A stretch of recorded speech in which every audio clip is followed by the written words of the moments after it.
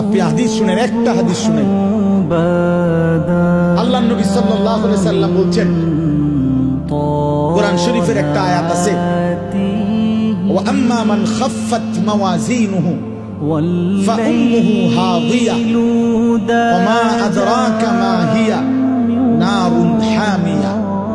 আল্লাহ বলছে, যার হাসরের ময়দানে মিজানের পাল্লায় গুনাহ ভারী হবে, নেকি হালকা হবে, তার ঠিকানা হবে হাবিয়া নামক জাহান্নাম।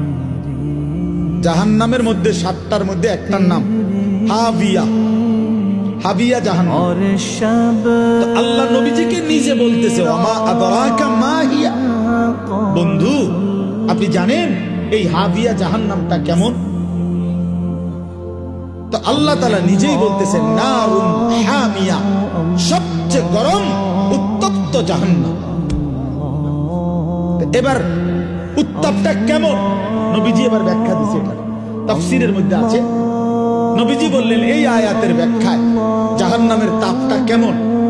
তো নবী সাল্লাল্লাহু আলাইহি সাল্লাম বলেন, নারুকুম হাদিহি জুজউম মিন ৭০ জুজআম মিন নারি জাহান্নাম।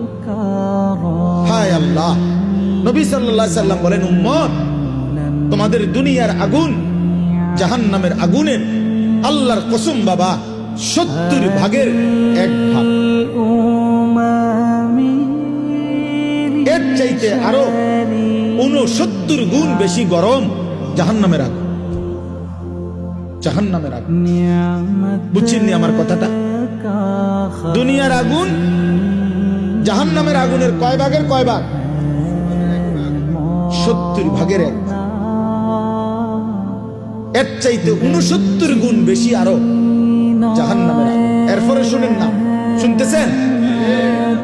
হাদিস আছে সাহাবায়ে কেরাম লাফ দিয়ে উঠছে, লাফ ফাল দিয়ে উঠছে, ফাল দিয়ে উঠা সাহাবীরা চিৎকার দিয়ে বলছে, ইয়া রাসূলুল্লাহ ওয়া ইন্না যালিকা লাকাফিয়া। হে আল্লাহর নবী, আহা কি বললেন? জ্বালাইয়া পুরাইয়া ছাই করে ফেলার জন্য দুনিয়ার আগুনটাই তো যথেষ্ট, এইটাই তো ছাই বানায় ফেলে, এইটাই তো পুরাইয়া শেষ করে ফেলে। তো নবী সাল্লাল্লাহু আলাইহি সাল্লাম বলেন, তাহলেই ভাবো এর চাইতে আরো ৬৯ গুণ বেশি তাপ জাহান্নামের আগুন, সেটা কেমন? বুঝছেন আমার কথাটা? তো যত কই তত না, ঠিকই তো তত না, অনেক বেশি কিনা বলেন না, এই কথা এবার বুঝছেন?